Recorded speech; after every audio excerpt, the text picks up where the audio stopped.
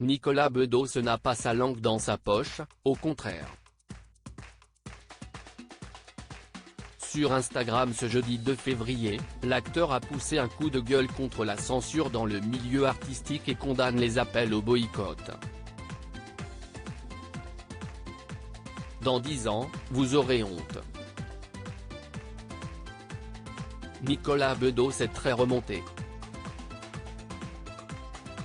Sur Instagram, l'acteur, connu pour ses prises de parole controversées, et qui n'hésitait pas à jouer les provocateurs il y a quelques années avec ses chroniques dans On n'est pas couché, a poussé un coup de gueule contre la censure dans le milieu artistique.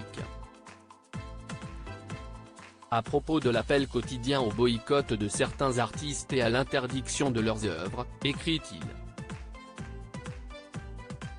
Il précise, il ne s'agit pas tant de défendre un tel ou un tel, mais de rappeler quelques principes fondamentaux dont l'histoire a prouvé l'importance capitale pour nous tous.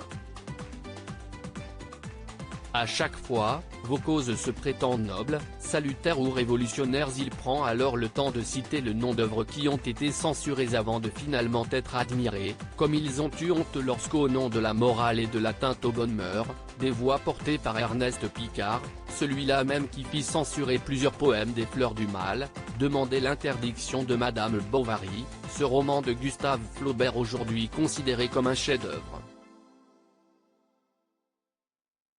Il rappelle alors le but de la censure, selon lui, régenter la fiction, qu'elle soit faite de dessins, de mots, de films ou de chansons, bâillonner l'opinion, interdire le débat, la satire, l'expression d'une idée, d'un malaise qui, demain, semblera anodin, légitime ou nécessaire.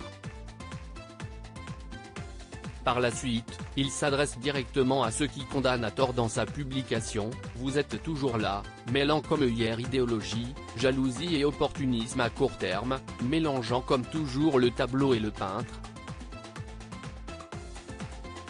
À chaque fois, vos causes se prétendent nobles, salutaires ou révolutionnaires.